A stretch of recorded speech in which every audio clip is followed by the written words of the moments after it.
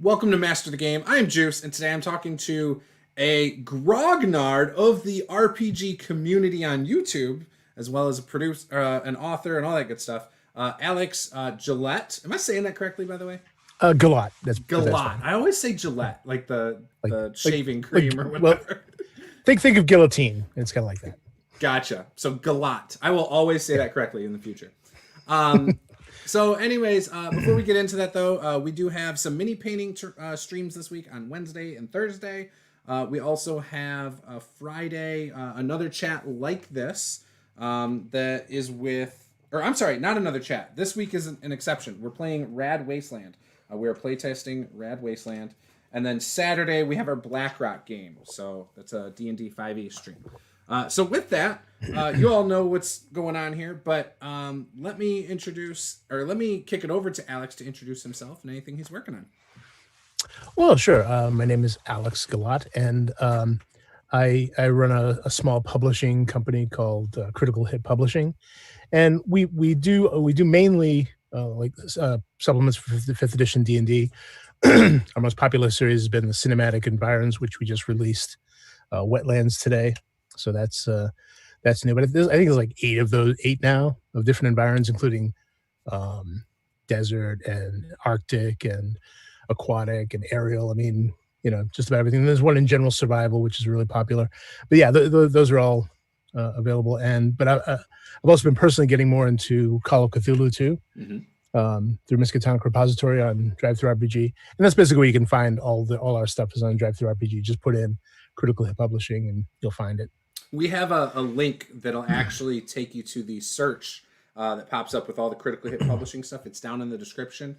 So if you guys are interested, definitely click that. You will be interested. If you like really exploring the depths of different environments, these are really good for that. So DBJ gave me one a couple years ago, I think for my birthday. It was like, here, check it out. I was like, oh, this is great. So I definitely recommend it for sure. And I should say DBJ is the mastermind behind the Cinematic Environment series. Yes. They were his. They came out of his mind, and he's a design machine. Like as far as like creatively designing material. Dude's a genius. I swear. He just pumps out material, and I just try to gather it together and put it in a container that is that we can sell. Right. But it's amazing the stuff he comes up with. The hard part is we making it the right size to go out. Like if we kept everything we all come up with, we'd have like 800-page books, and just who's the third member? Because he said you have 3 members. I forgot to ask. Yeah, Rob Davis. Okay, that's what I thought. Yeah, I expected it to be him, but I could not confirm nor deny that. So yeah. He primarily does editing. Yeah, he primarily does editing, but we all have input in the creative aspects, and we throw around ideas and so it's very collaborative, right? Which is kind of the point. That's kind of what I wanted to do with Critical Hit, is to give people access to publishing the material that they might not have had otherwise, right? Because I'm pretty fair at layout and design, and a lot that's usually where people have a hard time. They have great ideas, but they can't put them out in ways that are maybe don't look quite as professional as what you see in the mainstream stuff. So I try to help them with that. Yeah, the first product I think I ever saw from you guys at Critical Hit was you did a magazine. I don't know how many of those you did. I think I only got one of those. There were 8. Well. 8 of them? There were 8, yeah. And it was like community-driven content, correct? There were a lot of different Yep, it was all community stuff. And that was really, again, the first thing, just sort of get people to get their ideas out. Yeah. It did horribly. Sure. It was very generic content. Like it was not. It didn't lock in on any specific system. Right. And that was kind of the idea, but it was a bad idea, and it didn't really sell. And it was just I was just putting in way too much work in getting the material from people, and then putting it together, and then putting it out, and maybe 3 or 4 people would see it. It just wasn't. Yeah. didn't have the reach. So that's when I started to do other stuff. But it was fun, and it, get to interact with a lot of great people. So yeah, what is because critical, that's what, 8 years now, right? 7 years, something like that. Yeah, it's been a while. Yeah. So where do you guys go from here? Like, do you have like a 5-year plan or a goal for Critical Hit Publishing? Not really. I mean, a bit. There's a few short term plans. Like, one is when we do a few more of the cinematic environ series, we're going to put out a full book that has all of them. Oh, nice. Like a big tome on just environs. And but it's not just going to be them all stuffed into one. There's going to be a lot of extra material that we've been sort of saving. Remember, I told you that we end up with a lot more material than we actually use, right. And so we're going to be putting a lot of that in. And so I have no idea how big this book is going to be, but it's going to be massive. Oh, that'll be awesome. And a little further on down the road, we've talked about some other bigger projects where we wanted to do a Kickstarter. But we figured it's good to get our feet wet with this kind of material. Yeah. And then when it comes time to try to get backers, we can say, hey, look, this is what we did with no money whatsoever. Right. Imagine if we had money.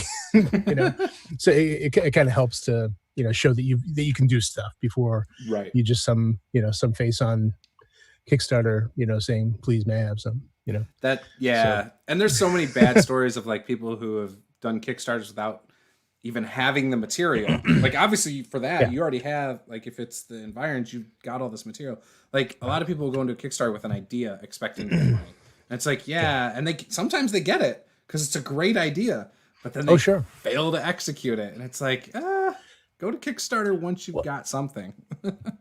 Well, I worked in advertising for a long time, but before that, I worked for quite a number of years in the printing industry.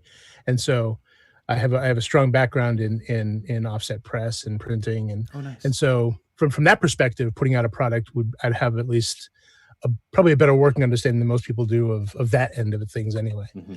So that because most people don't understand how long it takes, what kind of expenses are involved, that well, even things you wouldn't necessarily intuitively think of, like most of the cost of setting up printing is the setup. Yeah. Once you have that press running, it's not much more money to print say 20,000 books than it is to do 10,000. Right. So you want to consider that when you're printing stuff. I mean, print on demand is amazing, but to really make money on a product, you really need to have it professionally printed, because then instead of spending $10 a book on production, you're spending like $1. It's a big difference. Which also can make it so you can charge less for the end product for the user, and get it in more hands. Yeah, or the money can go into other stuff like more artwork or true. Just better things to go with it, perhaps. Yeah. So who are the artists you work with? Do you have a few in particular, or is it yourself? Not really. I mean, it's mainly me. I've been able to, now that we've started to make a little bit of money, I've started to reach out to get a little bit of artwork here and there, but it's expensive, and rightly so. I mean, it takes a lot of time and effort to get to the point where you can do this amazing illustration in an hour or 2 hours or 5 hours or whatever. Yeah. So that's what you're paying for. You're paying for all that experience, and, but there are a few artists that I've looked at that I've really liked, that I have, that I've contacted briefly just to say, I like your stuff. I have some projects coming up that I might be interested in, and that kind of thing. But sure. There's so many good ones out there too. Yeah. I'm starting to try and figure out who are the artists that I really love. Because like I've always over the years just been like, oh, I love that art. And I'll just like say, hey, I love your art. And then that's it. I don't even remember who it is 6 months later. So I'm trying to like make a conscious effort now to remember who artists are, whether it's on books that are on my shelf or whatever. So I've just never dug deep into all that. Well, that's another reason I've been sort of drawn more into Call of Cthulhu lately, because that's more my style of art. Yeah. And so it's a lot easier for me to produce art for those kind of books. So are you into the 7th edition then by Chaosium? Yeah. Or? Okay. Yeah. Yeah, we and just did a one shot with Sean Connors, Outsider 68, like oh yeah, a couple months ago, and it was a blast. It was done like Reservoir Dogs style. We had a lot of fun. Yeah, the two main scenarios that I have out now are the Highway of Blood, which is grindhouse style, very much in the feel of Texas Chainsaw Massacre. It takes place in the 70s, so it's very gritty and dark. And the Pipeline, which is kind of 1980s, more John Carpenter kind of feel to it. And so, and then we're working on another one right now, which is Carnival of Madness, another 70s one. And this one is, I want to try and do a genuine one shot for Call of Cthulhu, because if you've seen any of my stuff, I put, it's hard for me to whittle it down to a one shot. Right. Like no matter how I try, I end up putting, I should put this in too. Oh, and I should put this in. Yeah. I should really have this too. And I end up with just so much material in there that it's just hard to keep it down. Yeah. And so I'm struggling really hard. We had an early play test, which worked really well. So I'm optimistic. It's the creative side in you. It's the blessing and the curse of being creative. I think it's more obsessive. It's really obsessive. It's what it is. It's not creative. It's obsessive. I want all those little details in there because someone might use them. Right. And like with Highway of Blood, we've run it so many times, and I've seen other people run it. And because it's so sandboxy, it's different every single time, very different. And there's still places that I haven't seen anyone go to yet in that scenario. Places that they haven't visited, things they haven't found. I mean, there's just so much that has yet to be, uncovered by players. So, at least that I've seen. So you have Call of Cthulhu adventures that are up on drive-thru. Then, how many of those do you have? Just the two. The two right now, and one of them's in playtest. Yep. Oh no, well yeah. So there's a third one in playtest right now. Yeah. Okay. But I've also converted over. I think 3 of the cinematic environs to Call of Cthulhu. Oh, cool. 4. No, actually, it's 4 now. I just did survival. Gotcha. Because I figured that, especially with horror, the environment has so much to do with it. If you tried to look at a movie like The Thing, which is definitely cosmic horror, and it works because they're isolated. They have to deal with the weather, the elements. They keep them there. There's nowhere they can go. Right. And the environment just adds so much mood to it. So yeah, it seems like a natural fit. So when I played Call of Cthulhu the first time, we played D20 Call of Cthulhu, and I enjoyed it. I mean, it wasn't my favorite because the DM was great, or GM was great. Like the players are great, but like, I don't know. I feel like it's hard for me based on like the descriptions to feel horror. Like I feel like I need some really great descriptions to put me there. Right. Yeah. And I haven't experienced that yet, but, like when we played Call of Cthulhu this last time, it was less about the horror, but it still had a really cool atmosphere. Like we were in a warehouse and, like the lights went out, like, you had the smell, you had this, you had good descriptions there too. Even more so than D&D, you really want to hit all the senses. Yes. Yeah. And I think that's especially important in Call of Cthulhu. Yeah. It's important in all games, right? Like you said, right. Whether it's D&D or not, but especially Call of Cthulhu. Yeah. That's what makes it great. And knowing what makes your players afraid too. Mm-hmm. Knowing what bothers them, because then you can kind of just pluck those little strings sometimes and get them to sort of become that immersive in it. It is harder online though. Maybe that's some of it too, because when you're in person, you can dim the lights, you can have candles, you can have these elaborate handouts. It's a lot easier to kind of build that atmosphere. You can play better music, that kind of thing.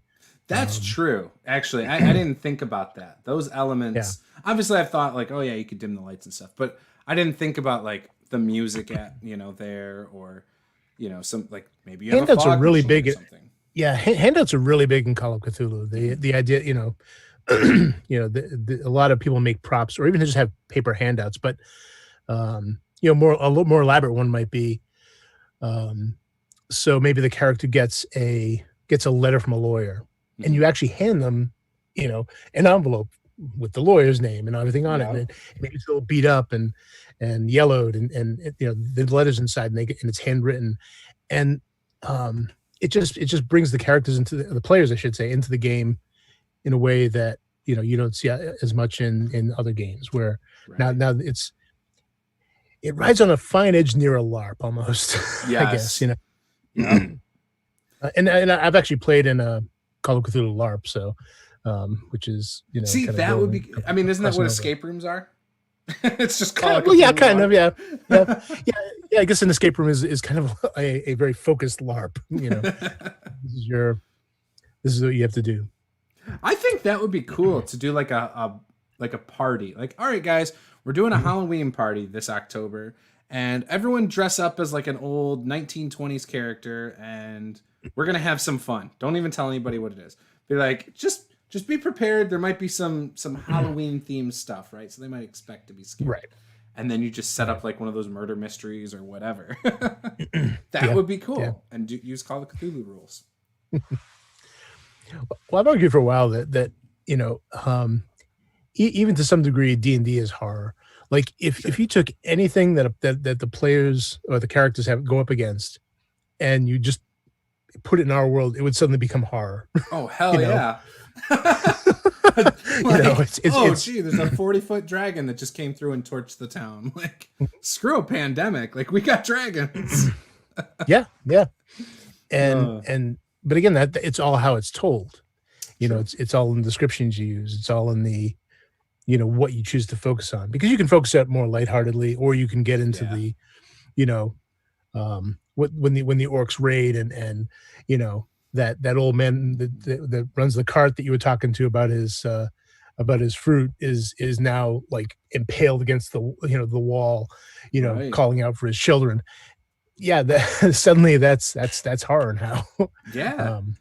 It's basically like watching Saving Private Ryan is horror. Like if you look at anything through a certain lens, you can definitely make it horror. Like, no problem. Yep. And my D&D games tend to lean that way a lot. So they should, though. Do you like low magic, don't you, in a lot of your games? Yeah. I mean, certainly rare. Yeah. Not like I like how magic is handled in like Lord of the Rings. Mm-hmm. But you know, like, you're not going to walk down Main Street and pick up magic items like in shops, you know. Right. Not everybody on the Main Street. But you could go into a curio shop and begin looking around and find, you know, behind all these dusty old books and this you know, costume jewelry, and you find this one weird item that seems to be humming slightly, and you know, you buy it for a few silver pieces, and it's cursed, and you know, of course, who knows right, because who knows what it's going to do. I love giving players cursed items, by the way. Yeah. Well, I just love unique magic items, because, you know, I've been playing D&D since, you know, the 70s, and so I know all the items. Right. I know all the monsters.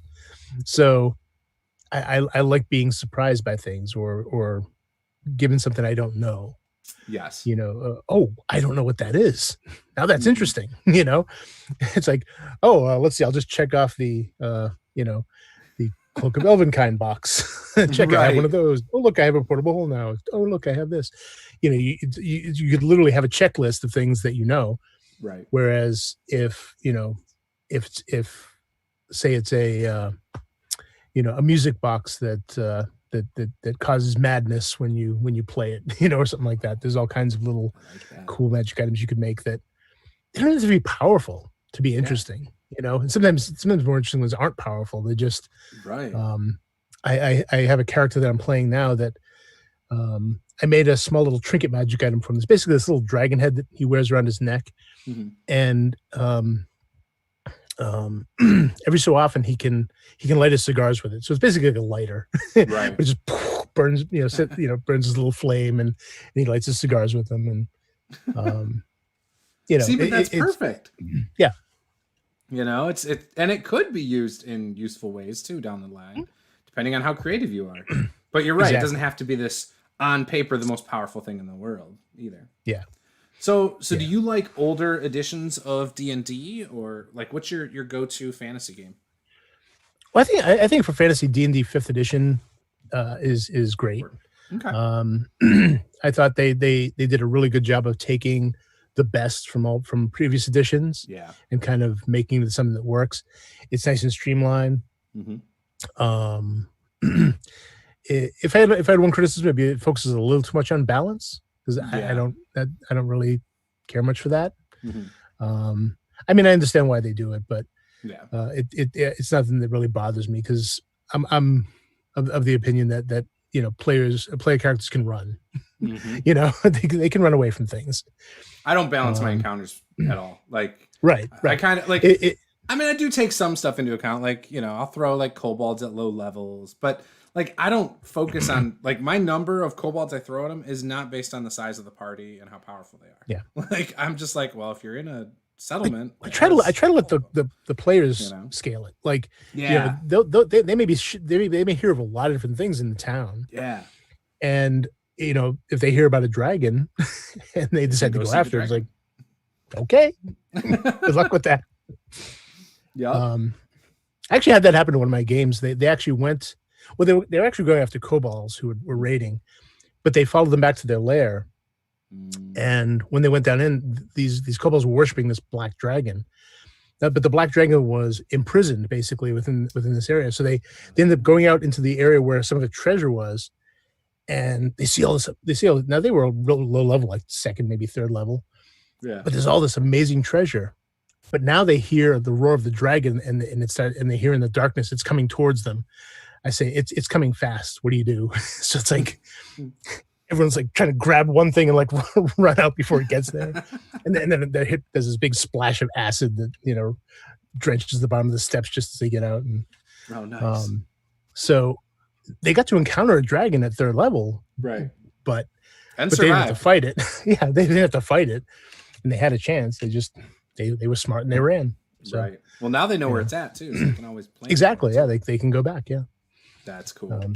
It adds to the world. Yeah, I just threw a blue dragon. Well, I'm running a module though, but I threw a blue dragon. We're doing Tyranny of Dragons, and my players on this last Saturday, it's our first game. I did make them third level because I know that the way it's written, it's really difficult at the start. So I made them third level so they could at least survive like the 8 encounters with no rest that they're given. And one of the players, he was sending his familiar, it's like a Tressum cat, so it flies, to scout above. And I'm like, all right, but I've already warned them of the dragon in this town, right? So the dragon's flying around, and I basically had to eat the cat. Like, and then he decided to shoot at the dragon. So now the dragon's coming at him. Yeah.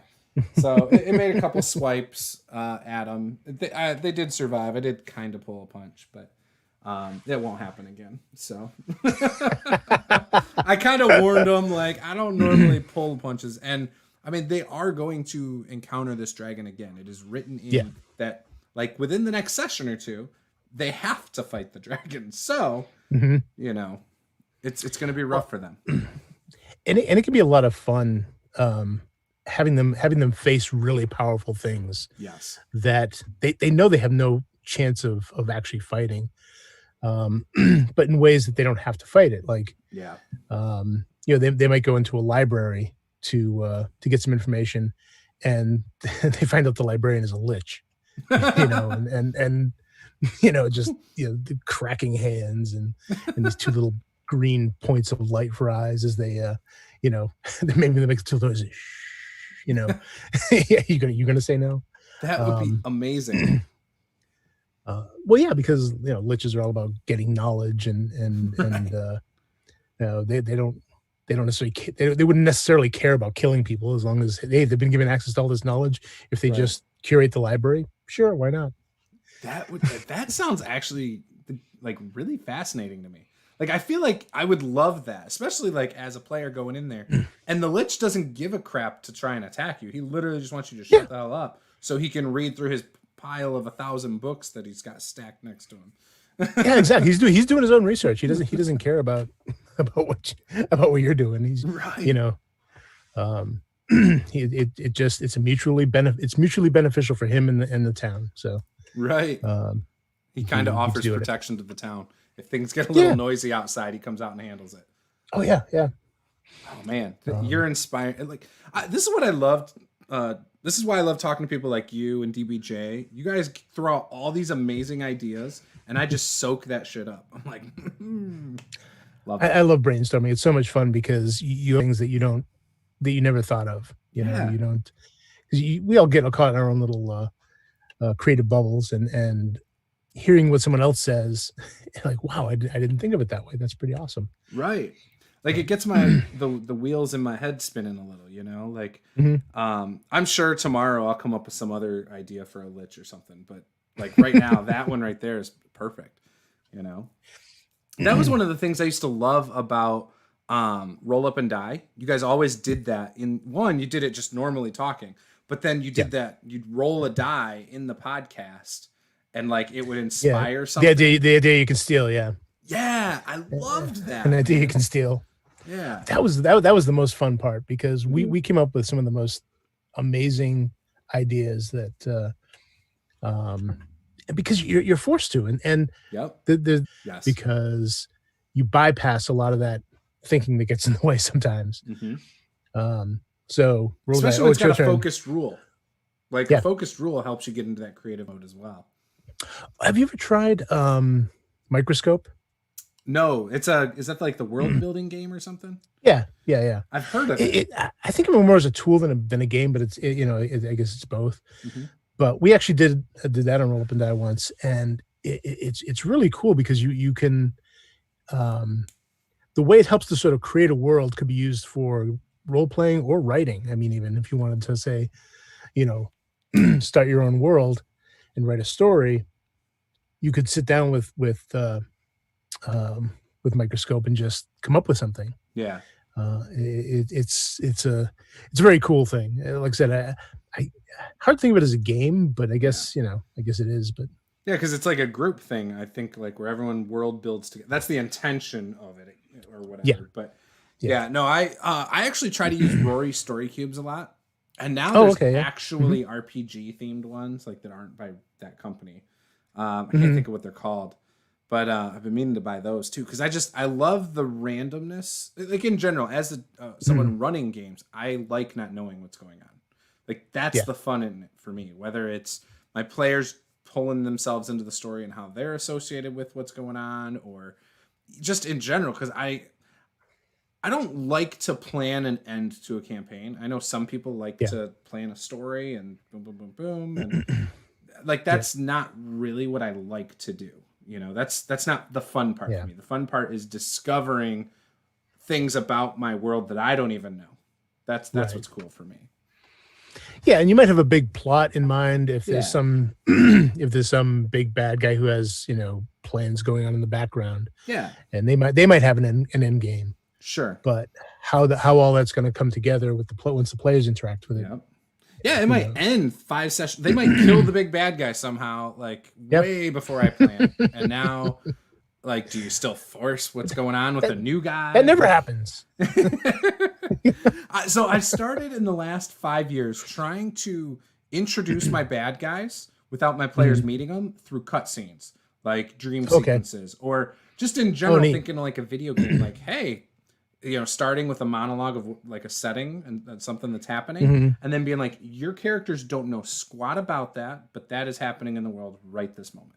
And just that way they at least know how bad the bad guy is, or, and I just think that's way more fun for me.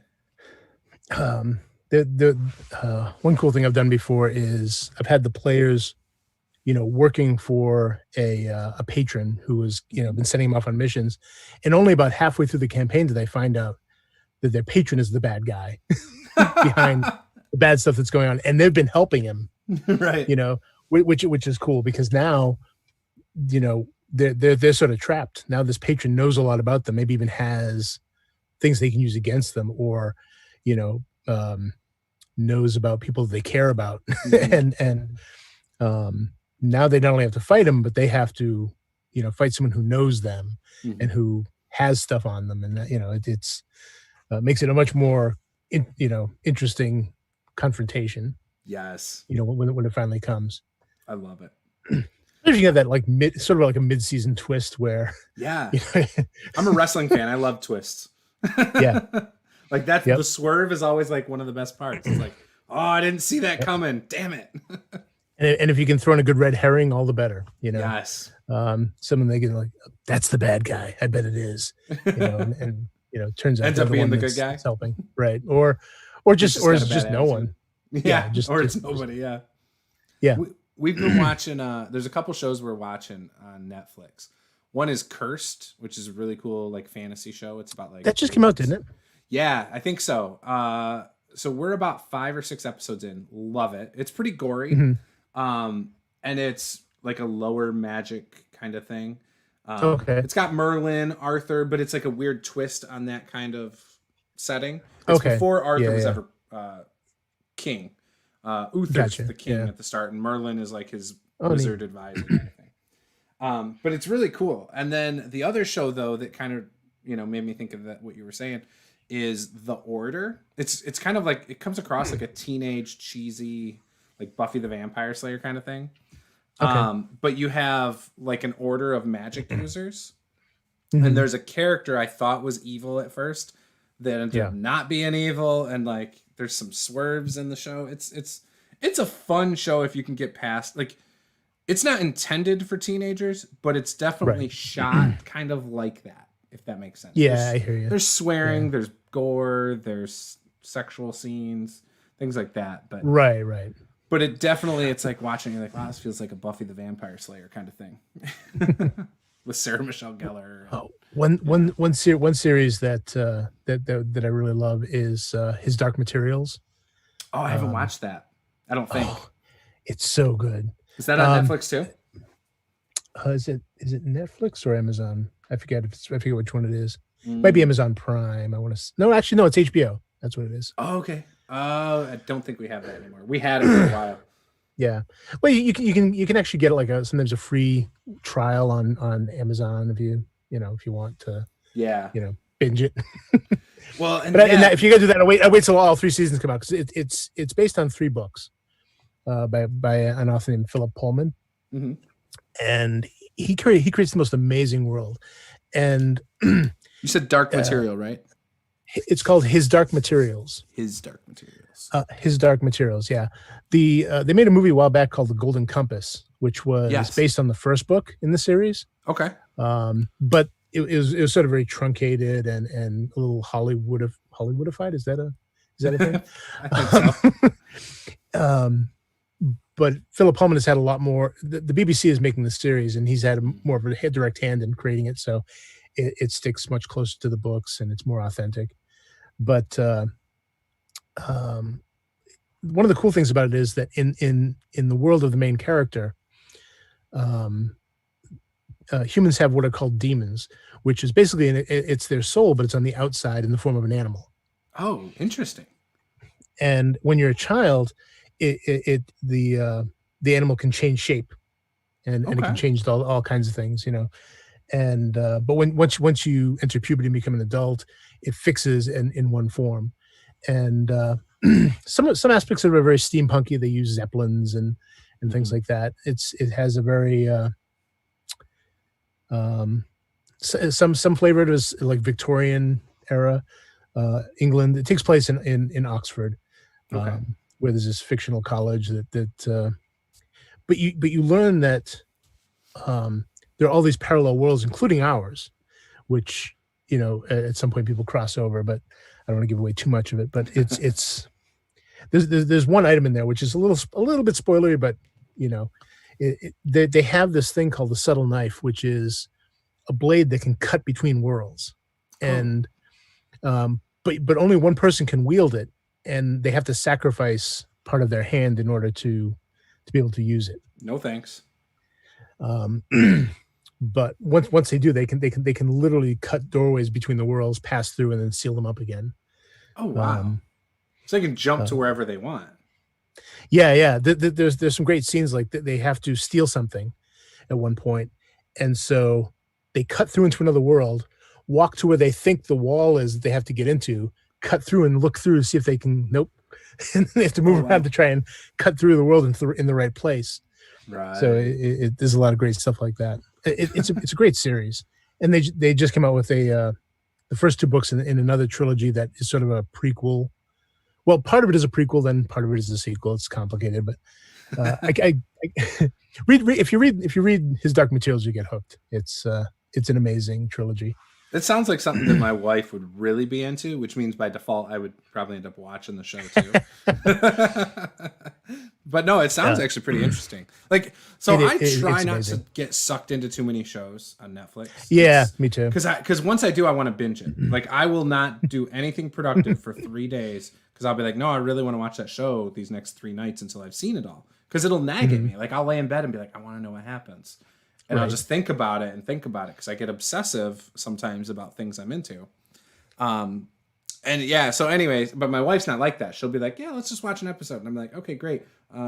It's got 10 episodes, just so you know, it's going to drive me nuts for at least 2 weeks.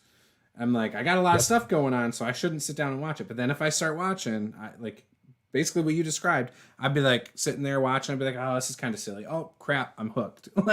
Just right away. That's how I am. So, I did that with the Dragon Prince. That show is really, really awesome. I love that show. Yeah. I sat down to watch. I had no idea what it was, and I started watching. I was like, oh, it's based on a book. All right, cool. I don't know. I was thinking I was going to preview it and see if it was kid friendly and make my kids watch it. And then I got hooked. So then I watched all of season 1. That was, I don't know, last year. Well, I was already kind of hooked when I learned that it was the same people who made the Avatar the Avatar series and see, I didn't know that Legend of Korra. So right there, that I was already interested at that point because of what they're doing. Yeah, and it touches on some good stuff, and the humor in it's great. It's humor that my kids don't get, which is always nice. It's that whole Simpsons vibe sometimes. It's like, oh, I get that reference. The writers are great, and they have no problem, going places that no one's done it, no one's done before. So, I mean, the whole idea of the whole Avatar universe is amazing. That they, nothing like that had been done really, not in that same way, and so. Yeah, they've just done an amazing job with the new one with the Dragon Prince. I want to see more of their stuff. I think for the ones who are behind.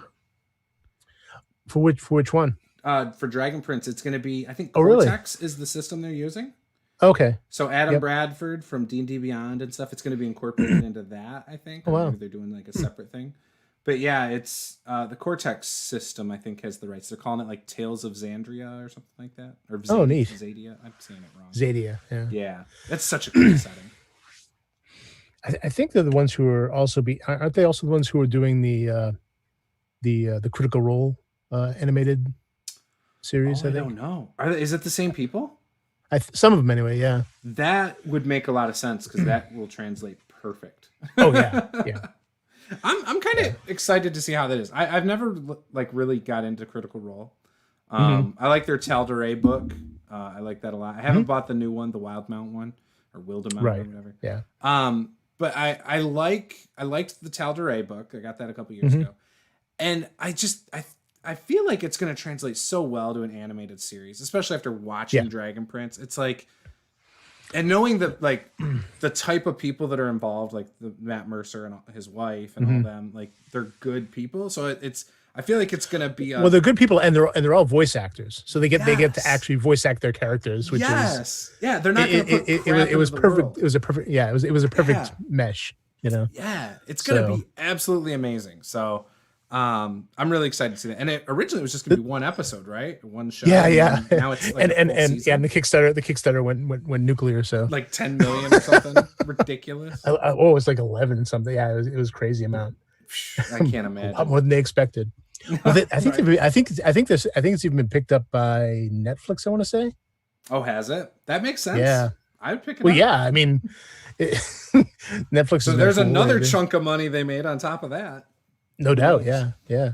And what I like about it too is that they seem like genuinely nice people. Yes. And so, that makes it even sweeter. The fact that these really nice people had this really nice thing happen to them. So it's like, yay. Right.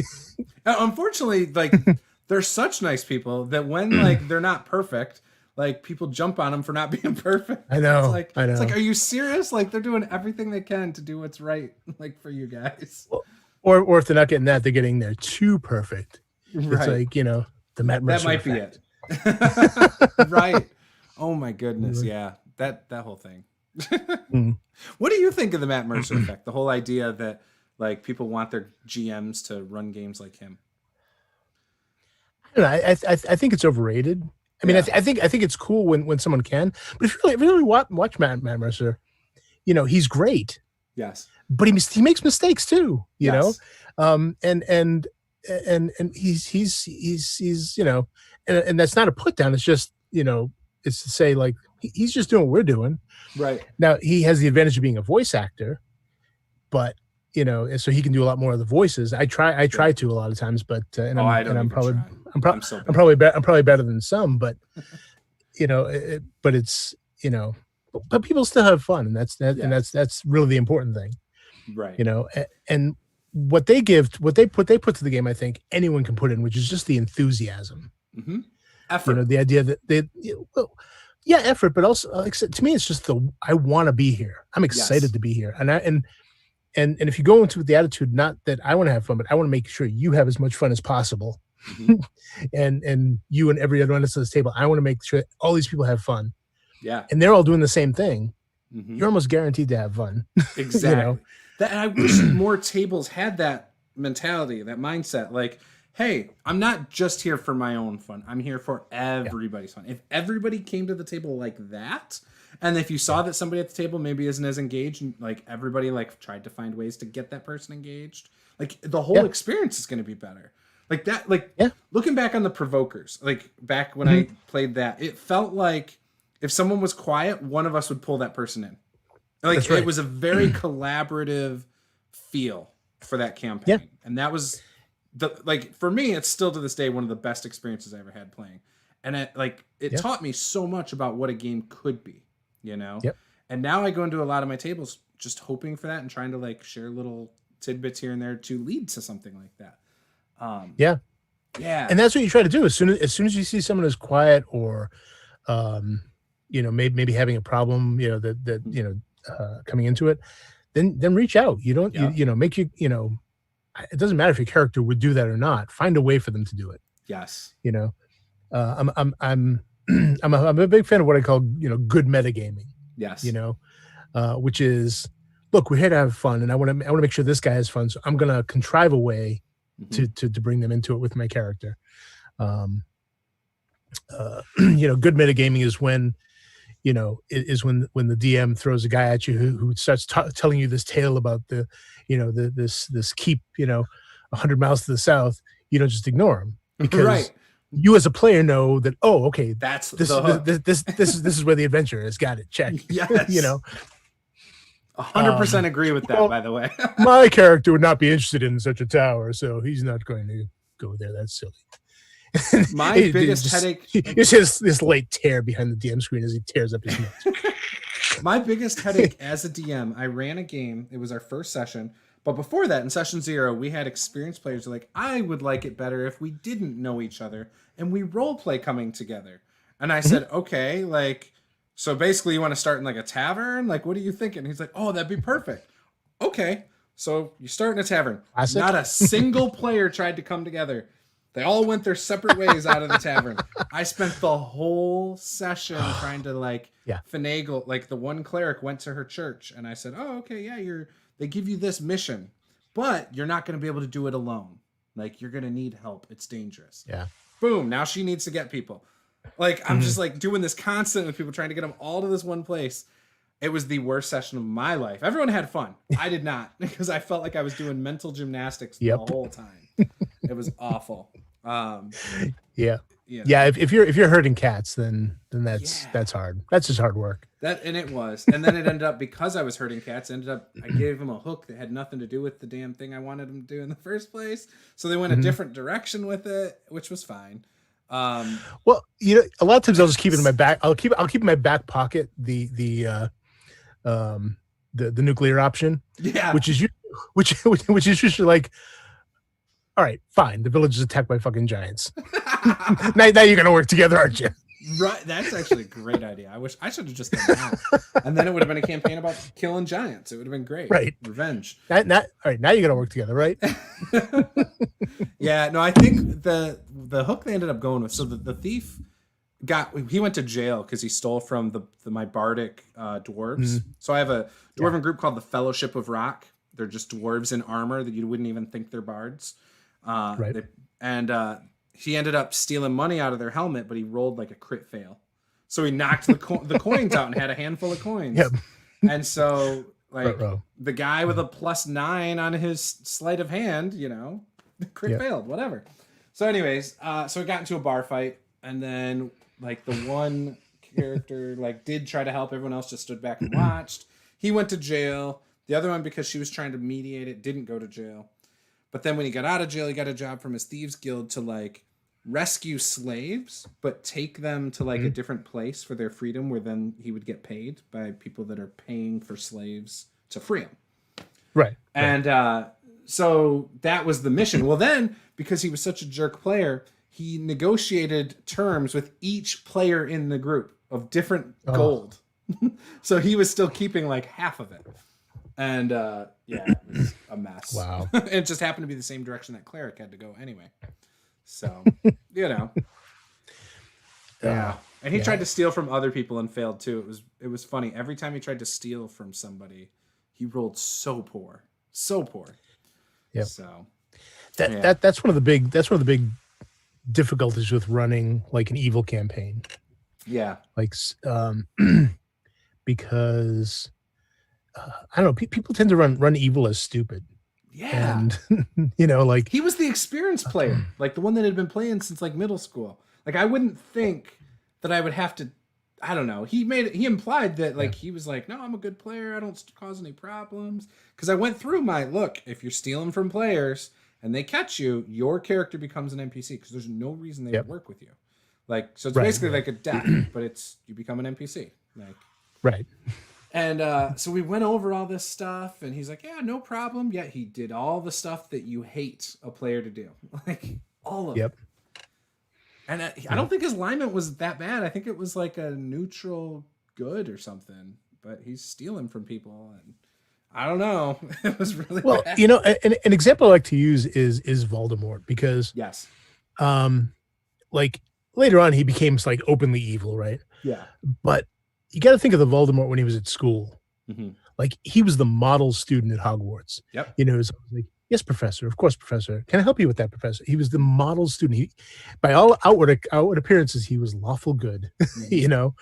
But inside he had evil plans. Mm-hmm. And so that's how you would play, or I should say that's how I would play a chaotic evil character, perhaps something like that, where he's got a big long-term plan he has. Maybe he wants to become a lich. And but his goal requires gathering power, gathering items, gathering all this stuff, and he's going to play the nice guy until he gets it. Mm-hmm. Because he knows he's smart enough to know he needs all these people around him, right? And he'd be like, and he'll come up with all kinds of reasons why he needs this stuff. I need to make this elixir for my sick mother. She's dying, and I need to get some of this stuff, and of course we'll help you, and they go off, and all throughout it looks like they're doing all these wonderful things, and then at the end he finishes his work, and not so good. Yeah, maybe that's the problem. Maybe the rogue was really evil and just was putting up a front. Yeah, no, I don't know. I feel like I'm pretty fortunate. I've experienced a couple problem players in my life. For the most part, considering I've ran for probably over 100 different groups, it's such a small percentage that were really problematic. So I feel pretty fortunate in that. But you always hear like that's such a big deal, like the problem players, but I feel like that's so uncommon. I'm surprised it's still talked about so much. Do you know what I mean? Well, I think it's because they stand out more, Right. like even if you've only had one, it's like, oh, Yeah. 'cause it's like, because you really remember that one. Right. The emotions come flooding back like they did for me a Yeah. while ago. Yeah, exactly.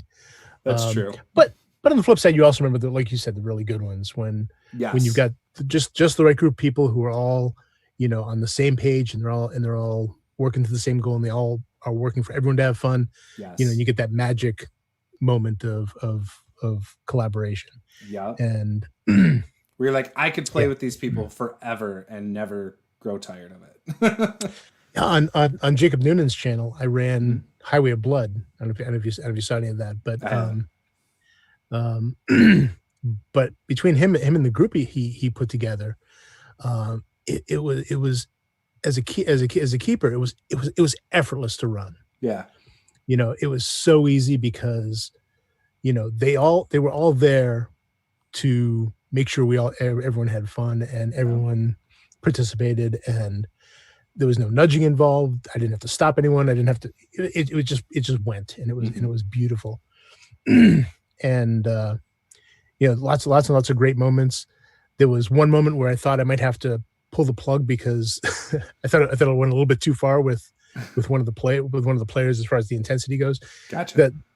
And because I got them describing something to him that was pretty horrific, and he was just like, there's this long pause, and I'm waiting. I'm saying, I'm gonna give him 5 more seconds, and then I'm and it's like, and then finally he went, and I talked to him afterwards, and he was fine with it. It was just, but it was one of those moments of, was that too much? Right. Everyone was warned ahead of time. This is, Highway of Blood. It comes with an adult warning, and sure, some of the content that's in it is pretty. Grindhouse movies are brutal, and this reflects that. So, it is not for. It's for mature.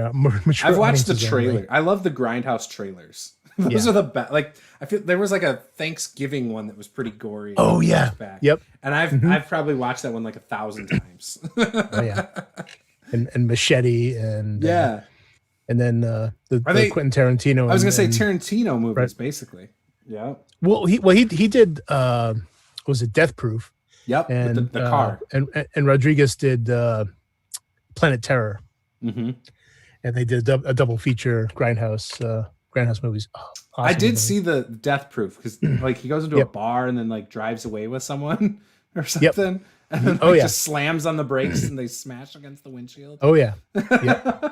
It's pretty gory. That's definitely a strong influence in Highway of Blood. A lot of the other car movies of the time too, like Vanishing Point and things like that, were all part of it. The Hills Have Eyes. Yes. That movie's a little messed up for me. I think it was the first one or the second one. I don't know. I saw one of them in theaters, and I remember thinking there's like a rape scene. Was it the new one or the original?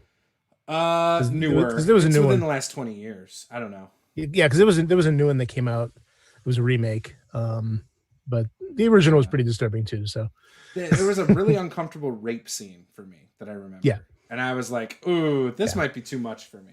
Like that, that's one of the things for me, like when it comes to a movie that I'm never comfortable with. Like I always hate that. Yeah. Oh yeah. Yeah. Well, and that's why with things like this, you always want to, as far as role playing, you want to go over with your players first and say, hey, look, what rating are we looking at here?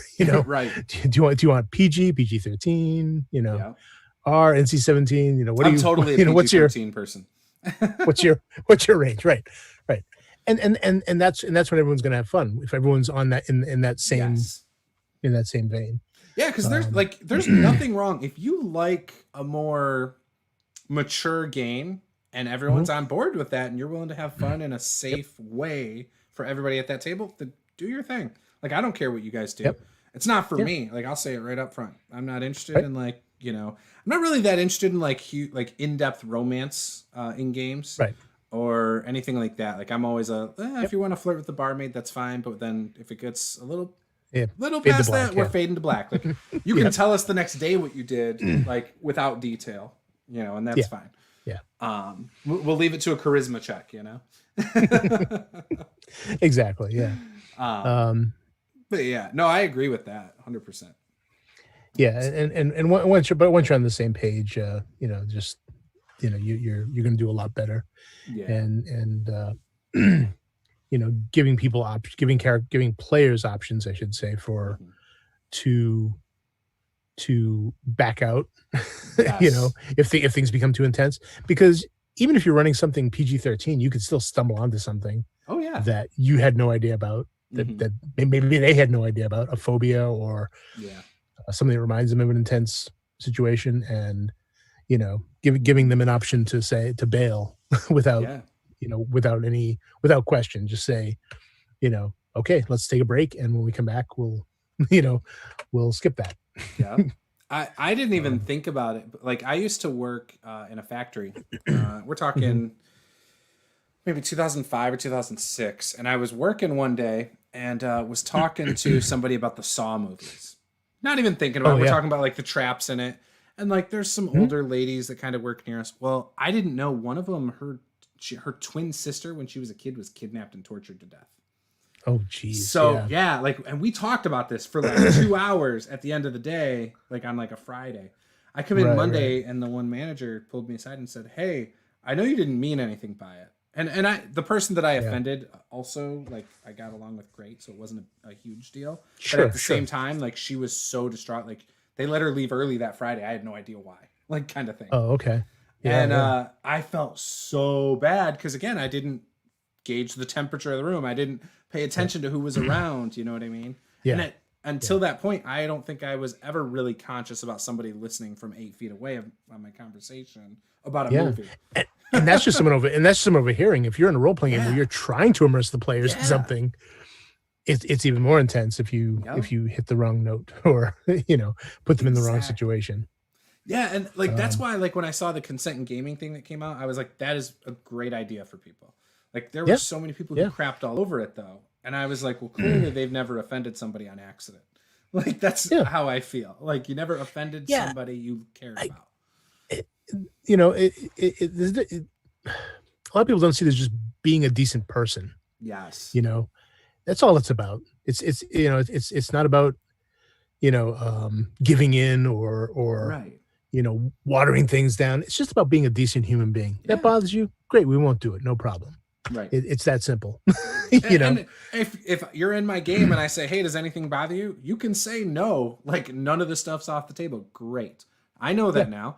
But now if this other person over here has a phobia of spiders or tight spaces or whatever, I'm just not going to do that to you guys. You're not even going to notice in the story because we're still going to have fun doing the other stuff. That's right. That's right. And it doesn't have to water a game down. Yeah, I agree. Yeah, not at all. Not at all. There's a lot of other things. And I mean, ultimately you could, I suppose, run into a situation where, a player is just not compatible with the other players and it doesn't work.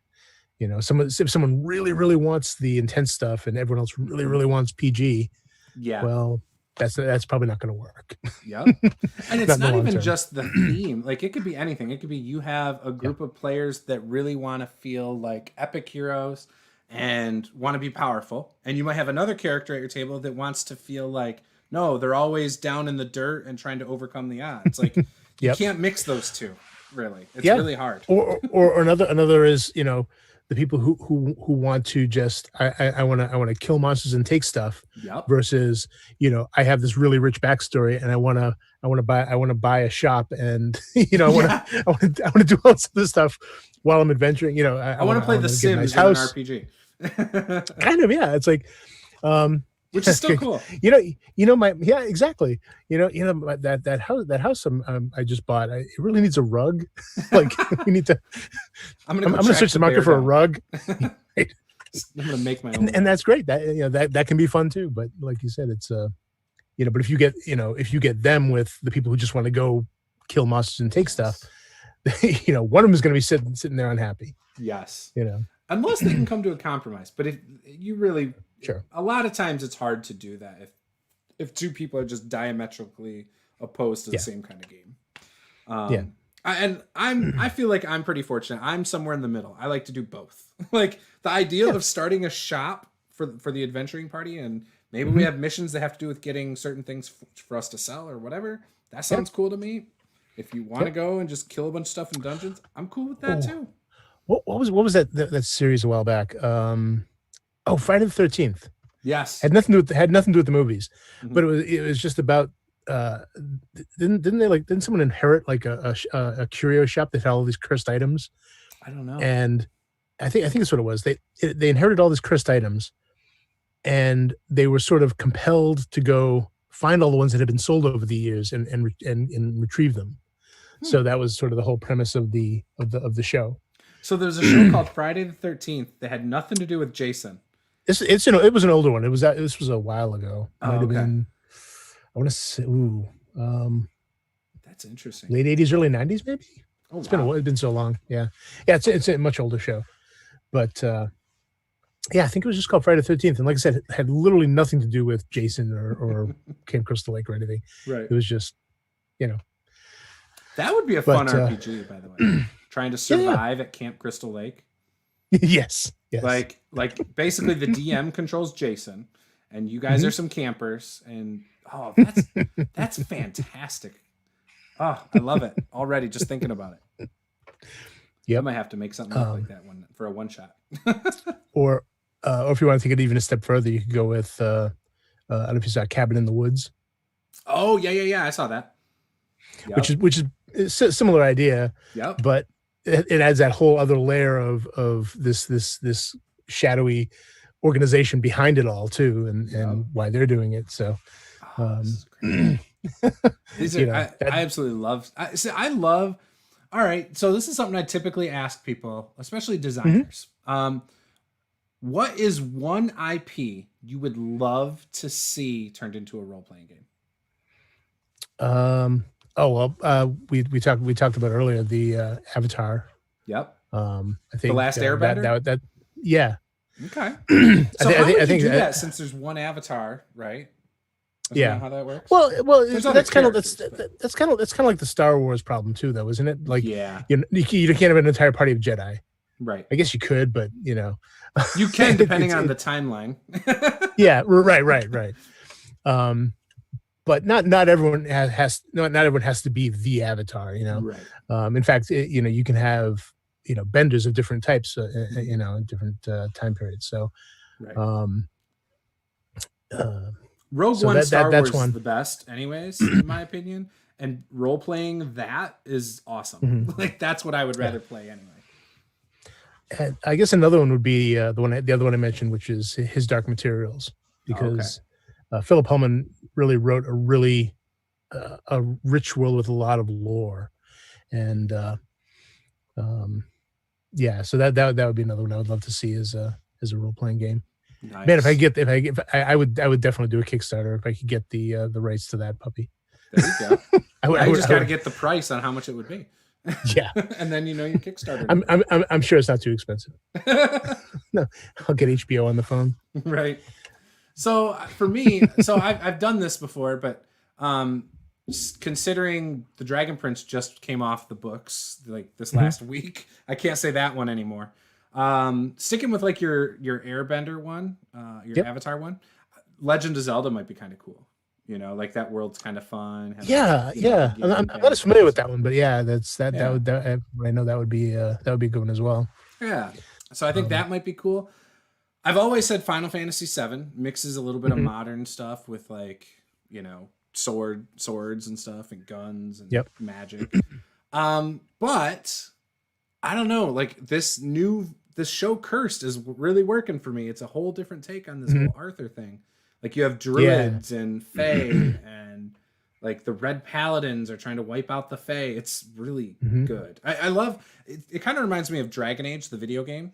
That's also an RPG, where you have the Templars who are kind of like to keep magic in check. And then you have the mages, and mages are considered dangerous because any moment, if you cast a spell, you might be corrupted by a demon, right? Like that's kind of how it works. In fact, playing a spellcaster in Dragon Age, the role-playing game, you have a very high chance of dying anytime you cast a spell, basically.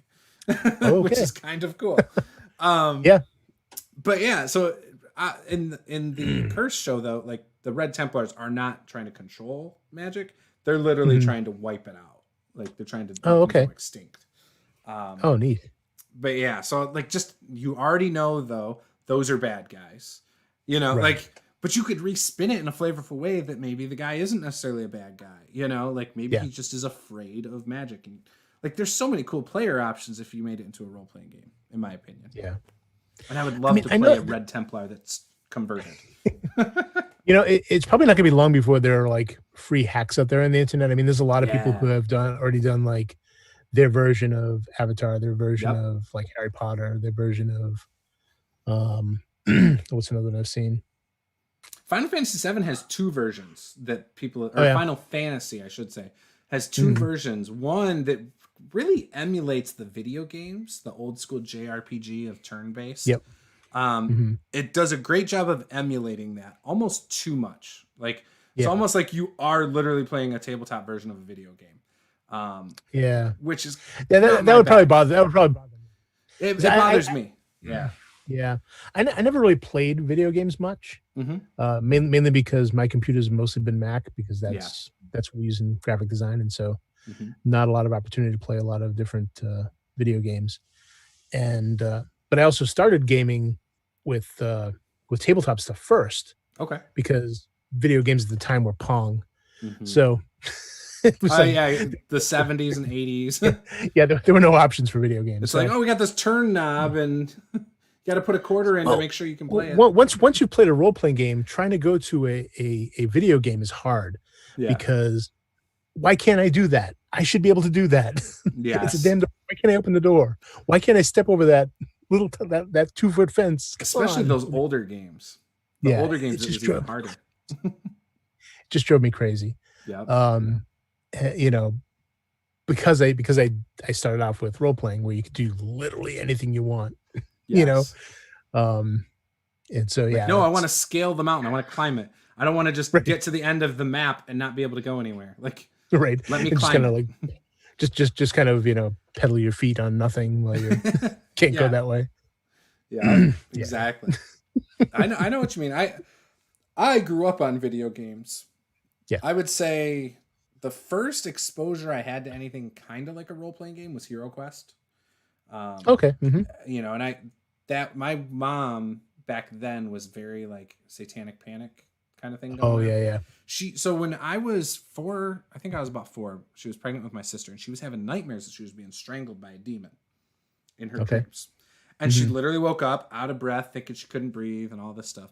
Well, then she found out my uncle, who was in the Navy, she had a bunch of boxes of his stuff. She found out he had D&D stuff.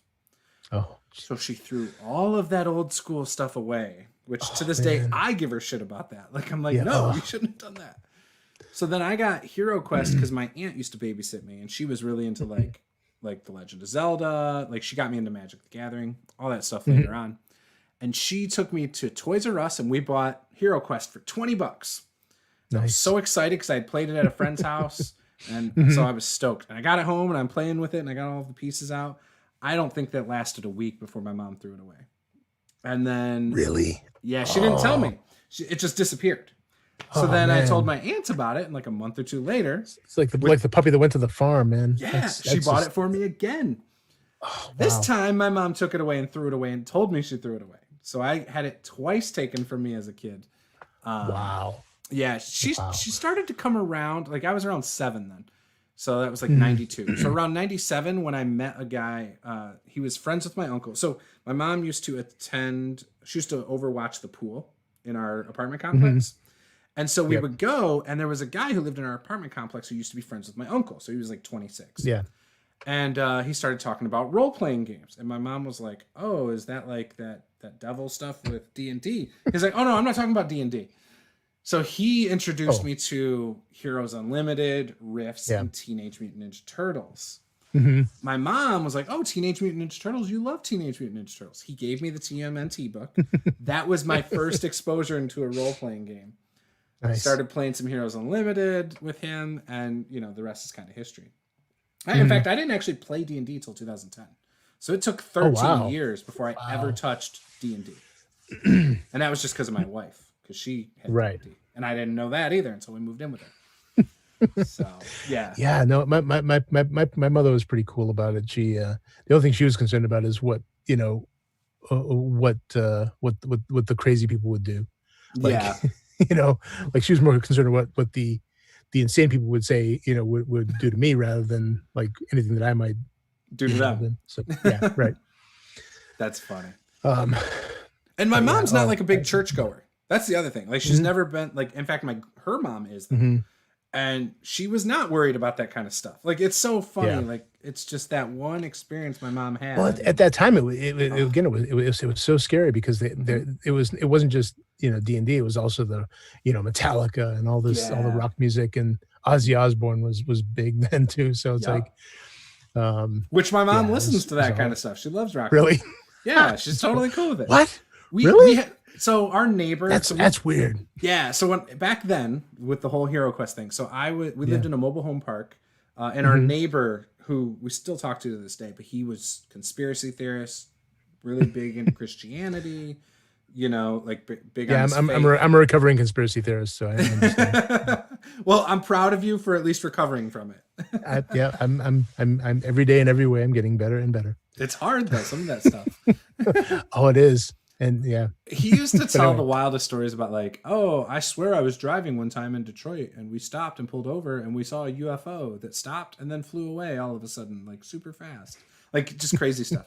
But he had told us, or he was the one who put like the satanic panic stuff in my mom's head about the D&D stuff. So yeah, because she said, hey, I saw this stuff in there. I don't know what's D&D, and he's putting the. Oh yeah, a guy was found dead just an hour away from here at Michigan State. Like he was into that stuff. Like, boom, just drilled it into her head. And then the Hero Quest stuff didn't help. So right. And that was 2 years later. So wow, yeah, she's cool with it now. She's bought me stuff as an adult, like as a Christmas present. Like, oh, here's a book and here's like some miniatures and dice, and I think she realizes how silly it was now. Yeah, yeah. But when people are caught up in the fervor, it doesn't. Right. They don't see it. Yeah, exactly. And there's still people who believe it. Like I know. Yeah. A couple years ago, I did a video with Nate from WASD 20, and he teaches at a Christian school. Okay. And so he was worried. In fact, we did a thing about Christianity and RPGs, but he even said in the video he was worried about doing. Being outward and open about RPGs because he taught it at Christian school. But his school was cool with it and even let him teach about RPGs in school. But on that video, we had like 2 or 3, like I call them Bible thumpers. If you believe in God, that's cool. Like there's no issue with that. Right. I'm agnostic. I believe in something. I know. But like, I just want people to know I'm not like taking pot shots at you guys if you believe in God. If you're listening out at home.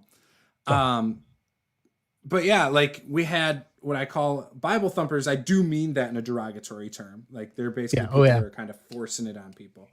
And they were in the chat, like how we're opening our minds to evil to get into us by these games. And like, we should really reconsider playing them. I'm like, come on guys. Like, no, we're having fun with friends, family, who, whatever. Yeah. Like it's nothing more than that. It's entertainment.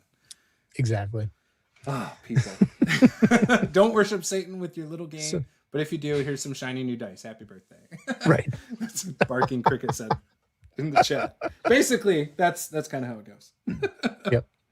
But no, it's interesting how people react. So you lived through it though. Yeah. How bad did it get for you?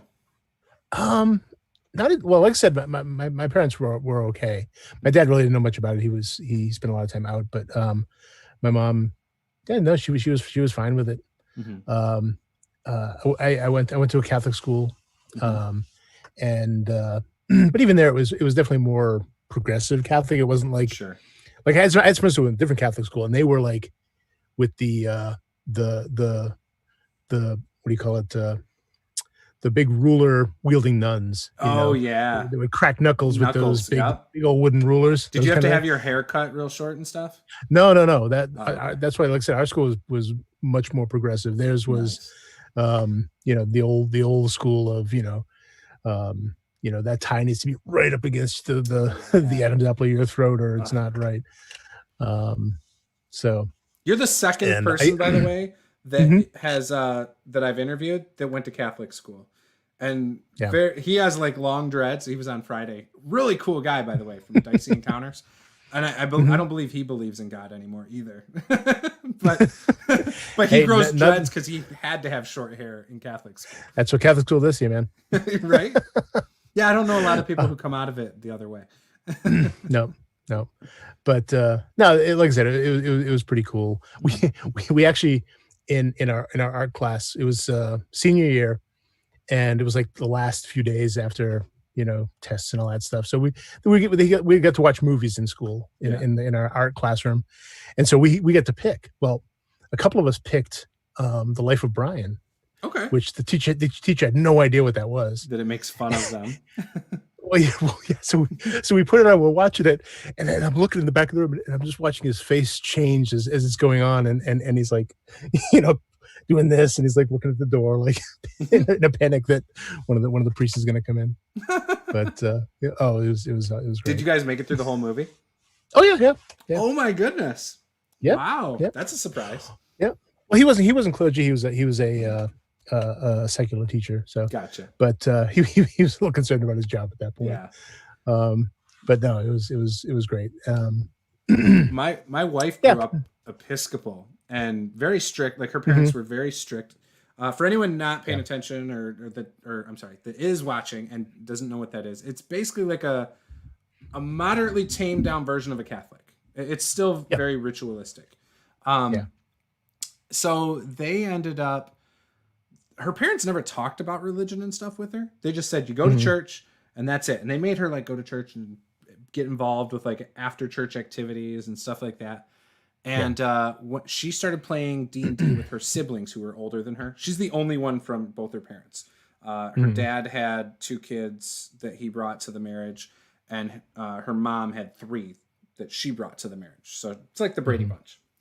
And so one of the older ones had D&D original in the 80s, like the red box, I think. Yep. And so they would play D&D as like their bonding thing together, right? Starting in like the late 80s, early 90s together.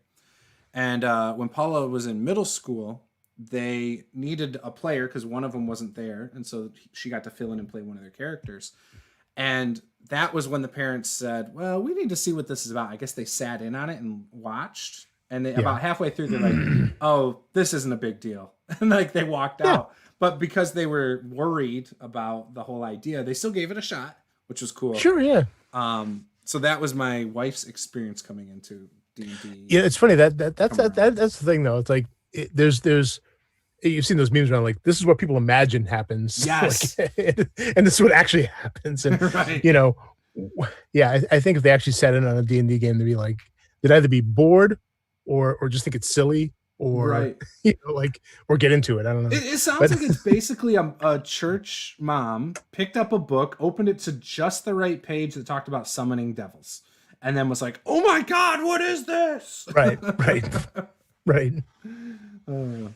I don't know how else that happened. And then obviously Pat Robertson jumps all over it, right? Yeah, he's a lich, by the way. I'm convinced of it. He's still alive too, isn't he? Yeah, that's what I mean. My goodness. I can't stand he's a lich. Right. He was old when I was a kid. Like how does that happen? I've never seen a video where he's not like wrinkly old, like barely moving around. I'm telling you, he's got a Horcrux somewhere. Just gotta find it. How old is he? Like I'm gonna have to look that up. No idea. That's interesting. No idea. All right. Yeah, so like, I can't imagine trying to live through that. Like, obviously, my mom, if I was in the 80s, like if I was a little older, she never would have let me get into that stuff at the time. Which I'm kind of glad I was born when I was. Because that's my favorite thing. Like, I love tabletop RPGs. Like, I like wrestling, I like sports, but RPGs are my true obsession. Well, I grew up in Worcester, Massachusetts, which is like right in the middle of Massachusetts. If you're looking at a map, if you live in Boston, then it's just considered West Massachusetts, gotcha.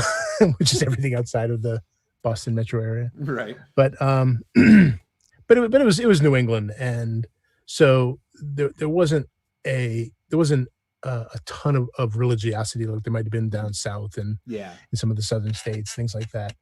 So it wasn't quite as bad. I mean, we heard a lot about it, and then of course when that horrible Tom Hanks movie came out with what was it called? Mazes and Tunnels and Monsters Trolls, or something Mazes like and Monsters. that. That's what it was. Mazes and Monsters. Yeah, that's on Amazon as well, by the way. is it? Yeah, we were browsing stuff on there. It's very cringy now, especially if you're a role player, right? But more reason to watch it though. We should do a watch party. Yeah. So there was that, and that caused some whispers within, especially some of the older, more religious folk. But it wasn't like there weren't witch hunts. You know what I mean? It wasn't like they were closing places down or picketing or anything like that. But of course, there was also no internet then either. I mean, nowadays, who knows what would happen? Like, my gosh, internet in the 80s would have been awful. Yeah. Well, hey, if they went into the 70s, there'd be no Star Wars. That's true. Oh my goodness, that movie would have been panned and never seen the light of day again.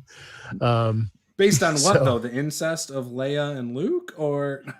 I think people would have just gone off the names, like a lone smuggler named Solo. Come on, and a natural born pilot named Skywalker. Come on, that's right. Dumb. They just would have been merciless to it. Yeah, so it wouldn't surprise me. But I mean, we were pretty lucky where we were. There wasn't a lot of that fervor. Yeah, no, it's also a big college town. So yeah, I live pretty close to a college town too. I live close to the University of Michigan. So I think it's like 8 colleges in right around in Worcester, and a few big ones. Is Boston College near that, or is that in Boston? No, well, it's in Boston, but about 40 miles away. But there's Clark University. There's WPI. 2 of the big ones. Holy Cross. They're known for their football, I guess. Oh, I never heard of them. Person. Maybe like Division II or something. They call it college football stuff. Yeah, but there's a bunch anyway. But so that also makes the town a bit more open-minded, I guess, for stuff. So you're not going to get the same sort of that's true. There's closed-mindedness. There's a lot about that. So where I lived before, I was like 8 miles from a college campus, and I mean, technically, within the same amount, within like 15 miles, there were 4 college campuses, right? Yeah. So we had a ton around us on that side. We move over here, and we call this the conservative side of the state. Mm-hmm. When I first moved over here, you could tell, like, just the mentality of some people was completely different when it came to role-playing games or even because I worked in real estate. You see some ugly sides to people in real estate, because you're talking about money. You're talking about people coming through their house, at open houses, things like that. So people it's funny how many people don't even realize how racist they are, I think. But like when you're like, oh yeah, if any black people come in, follow them through the house, make sure they don't steal anything. That's pretty damn racist. And I just nod my head and say, oh, okay, don't worry, we'll keep an eye on everything, but we're not responsible if something does get taken, because that's just how it is. You signed the waiver already. But yeah, just stuff like that. Or I had someone I was working on selling their house, and I was helping them buy a house. They ended up listing their house with somebody else. But when I went to the meeting with that, they were having problems with one of their neighbors. And they said, can you make sure only a minority couple buys this house? Because I'd really like to piss the neighbors off. And I was like, well, first of all, you're assuming they're racist, but with your racist comment, I don't know. And no, I can't do that. That is illegal. Just people, man.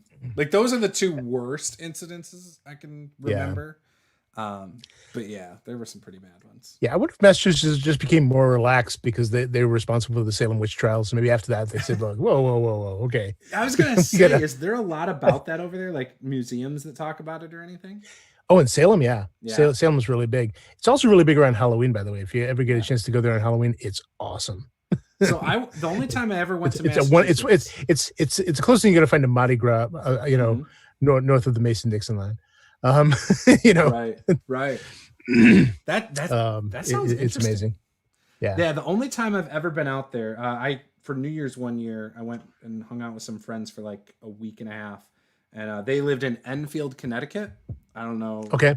I mean, I'm not exactly sure what that is, but we yeah. ended up at one day we went up to like an aquarium. We drove straight up into Massachusetts to like some aquarium. I want to say like near Hartford or something. I don't know where we were. Okay. I have no idea. But anyways, we went to something up there. We drove as far south as like Rhode Island or something. Like we were all over the place, like over the course of that week. But yeah, it was the only time I ever went over there. And that was where I learned about mass holes and how terrible they are at driving. Yep. So that's all anyone in Connecticut ever said about Massachusetts. Terrible drivers. Well, is that true? It's not inaccurate. I don't know. I've met some New Jersey drivers. New Jersey drivers are pretty shitty compared to me. They're very forceful. Oh, they have no fear whatsoever. Yeah. It's crazy. And I saw a New Jersey driver in Michigan. So like it was my friend who moved to Michigan, and his mom was like, "None of you guys know how to drive," and blah blah blah. They're so like they just sit there and wait for like a huge 1 mile opening. Meanwhile, you're riding with her. She had no brakes on her GT 500 or whatever the heck it was. It was like the Dodge Stealth, but it's the I don't know. It was like the Mitsubishi version. Well, the brakes went out on it, and I remember she's driving us to school, telling us how the brakes don't work. Like what? You have no brakes and you're driving us to school? Oh, it's crazy. She's like, "Oh, it's fine. You just gotta pay attention more." It's like, okay. Crazy ass. Yeah. Wow. Yeah. All right, everyone put their feet out. Right. Stop. Let's Flintstone stop this thing. Right. Oh my gosh. Oh, I missed that guy. Whew. Anyways. So we've been going for about an hour and a half. I enjoyed this talk. Would love to do it again sometime. Maybe even play a game, because we've never played a game together. And I feel like you know what? I'm not even sure we've talked before. We've done it once. So did we? We disagreed on a RPG Brigade power gaming discussion once. Oh, okay. And you reached out. That's right. Because I don't remember. Wow, that was a long time ago now, man. You know what though? I earned so much respect for you for that. So before that, because like I never knew what to think of certain people in the brigade back in the day, because there was kind of this elitist attitude by some people. Like if you're not an immersive role player, you're not playing correctly, right? Me and Wood WWAD used to go back and forth on this and call each other out all the time, and I don't think we've ever talked like you and I now. But he would call me out and say like, "Oh, you munchkin power gamer, blah blah blah blah," which I'm not really, I should say. And then I would go back at him and be like, "Oh, whatever, you immersive elitist, whatever." Anyways, it was all in good fun. I don't think we had any ill will. But yeah, so like but there were some people I just never knew what to think of. And then you reached out to me on that topic once, and I was like, I love that guy. Like the fact that he was willing to have a conversation and see if there's middle ground or whatever.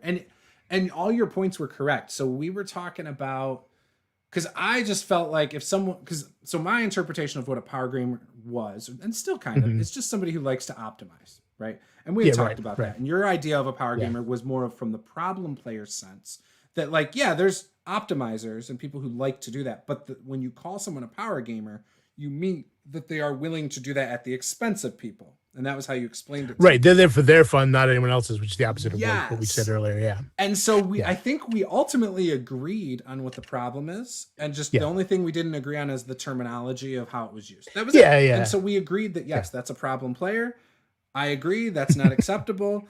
That was it. And like, it was a great conversation. We only talked for like 20 minutes, but afterwards I had a whole new respect for you. And ever since then I've been you know what? I love, and even with people in politics, like if someone comes to me with an opposing view, like the way you did, and talks to me about it, I am okay acknowledging maybe we're not going to agree on something.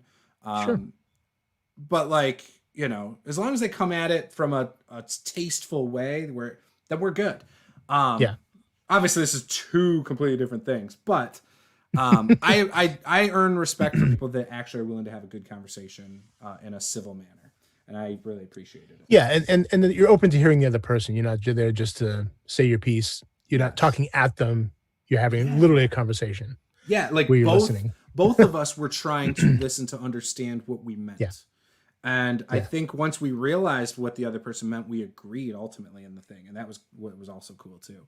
So, yeah. So, yeah, we have talked at least once before. I stand corrected. So, but yeah, I would love to play a game with you one day because I've watched you running. Yeah, that'd be a blast.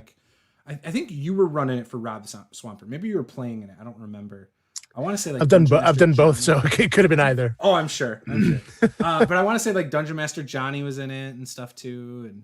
And no, I've never run for him or played with him. Okay, I don't remember. I'll have to go back and look.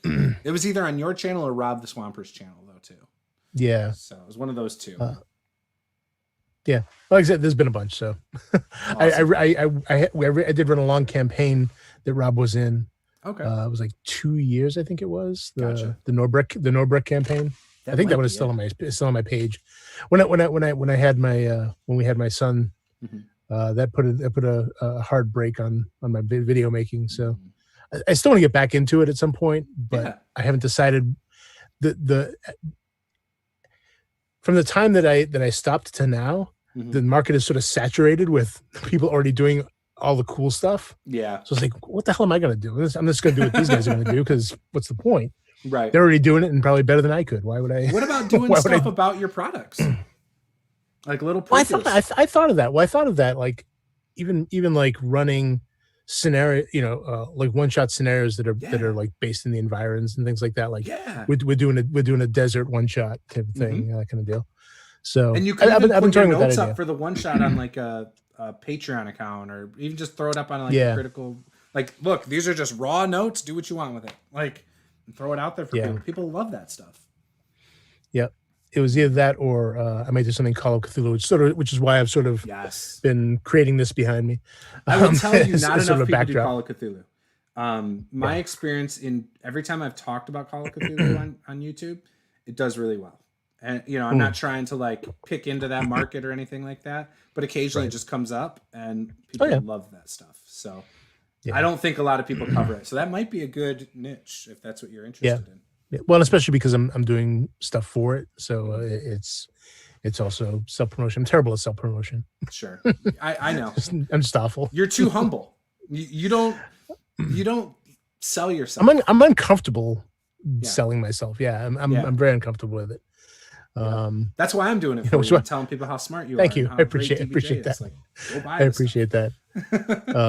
Yeah, well, it's like when you in the beginning when you're like, tell me about. Well, I kind of do some stuff and things and like. I could tell real quick. I was like, oh, he doesn't really want to sell himself. He hasn't had enough drinks yet. Yeah, no. Well, I'm just doing water right now. Oh, okay.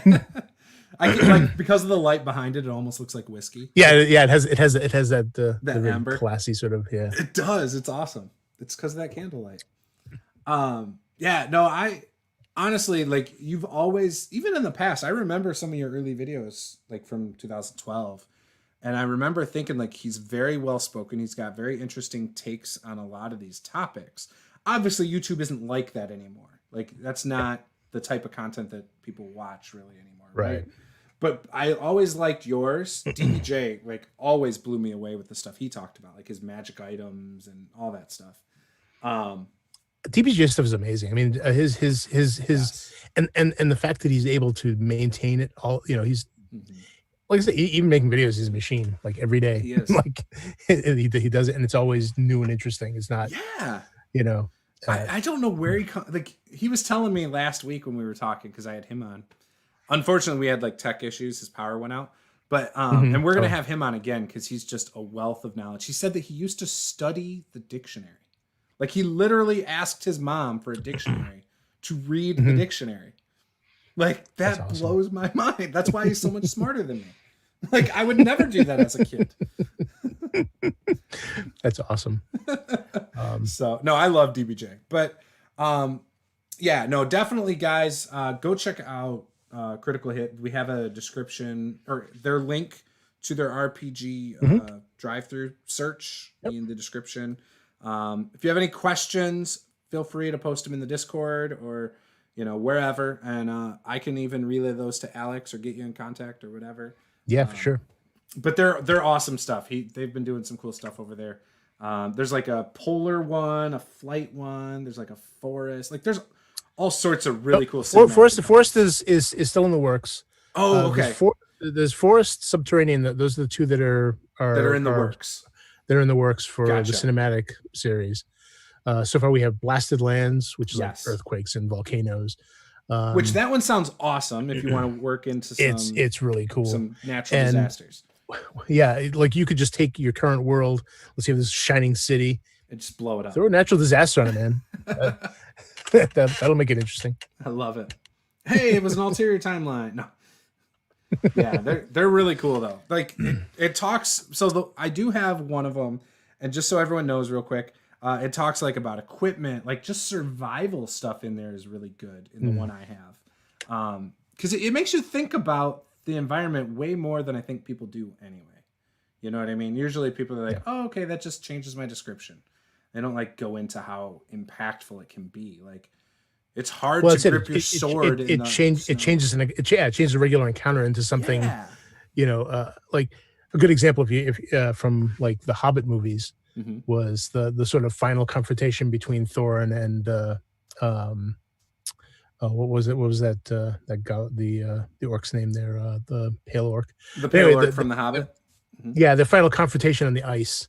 Yes. But now they're on ice, and it would not have been nearly as interesting if they'd just been on a piece of dry land. Yes. You know what I mean? Now they're slipping. Even stabbing up through the ice was cool. Yeah, he's breaking the ice. Yeah. Now they have to try and balance as they're sliding, and it's like, beautiful stuff. Yeah. Yeah. Like unfortunately, makes it so much more interesting. Like a lot of games I've played, the DMs don't even like. It's just backdrop. It's not usually something they work into the encounter, really. Yeah. Which is unfortunate, and it's something that I'm working on too, because I'm the same way. I need to incorporate the environments into the encounters more, because like you were just saying, Alex, even just bring weather into it. If it's if it's pouring rain, now the ground has been beat up into mud now. It's splashing all around you, and you're soaking wet. You're trying to hold on to that metal weapon as it slips and slides and out of your hand. Water's in your face. You can barely see as these things are charging towards you, and now you're trudging through ankle deep mud and trying not to slip. And it just adds so much to an encounter. With like, it could be a single orc, and now it's this epic fight. This is why I need to play in a game that you run. I'm just saying, like this has to happen one day. Yeah, anytime. Yeah, I'd be happy to run something. We'll have to do whether it's D&D, Call of Cthulhu, anything. We'll have to do a one shot of like D&D to really showcase one of your cinematic environments. Okay, I think that would be kind of cool. Typically, I get like anywhere from like 50 to 100 people that'll watch like a one shot. So sometimes as high as like 300 people. But yeah, no, I think that would be really cool. If you want to put together a dream team party, I'll get something ready. Awesome. I'll work that out. We can arrange it offline. Yeah. Yes. Perfect. I'm thinking like September, by the way, just so you have an idea. Okay. I think we should do this. Yeah, done deal. Awesome. I'm excited. All right, guys. I'm going to go. I got to take a shower before I go to bed because I'm hot. I'm basically in a game room that's basically outside. Which you live outside, right? You're in a yurt? Well, sort of, yeah. It's not quite outside, but I can see it from here. I'm just kidding. It was not a good joke. I'm sorry. But yeah, guys. So if you're new here, hit subscribe. Go check out Alex Guillotte. Right? Guillotte. Yep. Guillotte. Dang it. Almost. Check out Alex Guillotte's Critical Role stuff. It's really good. Or Critical Role. Critical Hit Publishing. I wish. Jeez. Yeah, don't you wish you had one of those paydays? Right. But go check them out, guys. You won't regret it. I swear you will love all their products. Anyways, that was it. This was Master the Game. I'm Juice. This was Alex. Game on.